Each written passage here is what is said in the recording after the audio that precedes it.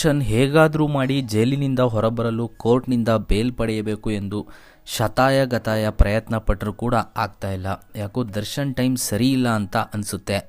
Darshan bale ಕೇಸನ್ನು ವಿಚಾರಣೆ ಮಾಡಿದ ಸುಪ್ರೀಂ ಕೋರ್ಟ್ ದರ್ಶನ್ ಮತ್ತೆ 1 ವರ್ಷ ಬೇಲ್ ಸಿಗಲ್ಲ, ಜೈಲಲ್ಲೇ ಇರಬೇಕು ಅಂತ ಹೇಳಿದೆ. ಸುಪ್ರೀಂ ಕೋರ್ಟ್ ನಟ ದರ್ಶನ್ ಜಾಮೀನು ಅರ್ಜಿ ವಜಾಗೊಳಿಸಿದ್ದು ದಾಸನಿಗೆ ಮತ್ತೆ ನಿರಾಸೆಯಾಗಿದೆ.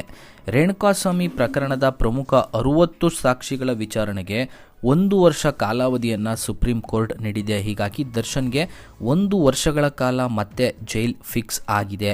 ಇನ್ನು ಆರೋಪಿಗಳ ವಿಚಾರಣೆ ಬಳಿಕ ಜಾಮೀನು ಅರ್ಜಿ ಪರಿಗಣಿಸಲಾಗುವುದು ಎಂದು ಸುಪ್ರೀಂ ಕೋರ್ಟ್ ಹೇಳಿರೋದ್ರಿಂದ ದರ್ಶನ್ಗೆ ಒಳ್ಳೆಯದೇ ಆಗಿದೆ ಅಂತ ಕೆಲವು ವಕೀಲರು ಹೇಳ್ತಾ ಇದ್ದಾರೆ. ಸುಪ್ರೀಂ ಕೋರ್ಟ್ನಲ್ಲಿ ಸಾಕ್ಷಿ ವಿಚಾರಣೆಗೆ 1 ವರ್ಷ ಕಾಲಾವಕಾಶ ಕೂಡ ನೀಡಿದೆ. 1 ವರ್ಷದೊಳಗೆ 60 ಸಾಕ್ಷಿಗಳ ವಿಚಾರಣೆಯನ್ನು ನಡೆಸಲಿಲ್ಲವಾದರೆ ಜಾಮೀನು ಅರ್ಜಿಯನ್ನು ಪರಿಗಣಿಸಬಹುದಾಗಿ ಸುಪ್ರೀಂ ಕೋರ್ಟ್ ಹೇಳಿದ್ದು, ಇದರಿಂದ ದರ್ಶನ್ಗೆ ಮತ್ತೆ ಜಾಮೀನು ಅವಕಾಶ ಸಿಗಲಿದೆ ಅಂತ ದರ್ಶನ್ ಕಡೆಯ ವಕೀಲರು ಹೇಳ್ತಾ ಇದ್ದಾರೆ. ಇನ್ನು ಸುಪ್ರೀಂ ಕೋರ್ಟ್ನ ಇಂದಿನ ತೀರ್ಪಿನಿಂದ ದರ್ಶನ್ ಅವರಿಗೆ ಒಳ್ಳೆಯದಾಗಿದೆ. ಕೇವಲ 1 ವರ್ಷದಲ್ಲಿ 60 ಸಾಕ್ಷಿಗಳ ವಿಚಾರಣೆ ಅಸಾಧ್ಯ ಅಂದಿದ್ದಾರೆ. ಇದರಿಂದ ವರ್ಷಗಳ ಬಳಿಕವಾದರೂ ದರ್ಶನ್ಗೆ ಜಾಮೀನು ಅರ್ಜಿ ಸಲ್ಲಿಸೋದಕ್ಕೆ ಅವಕಾಶ ಸಿಗುತ್ತೆ ಅಂತ ಹೇಳಲಾಗ್ತಾ ಇದೆ. ದರ್ಶನ್ ಪರ ವಕೀಲರು ಈ ರೀತಿ ಮಾತನಾಡಿದ್ದಾರೆ.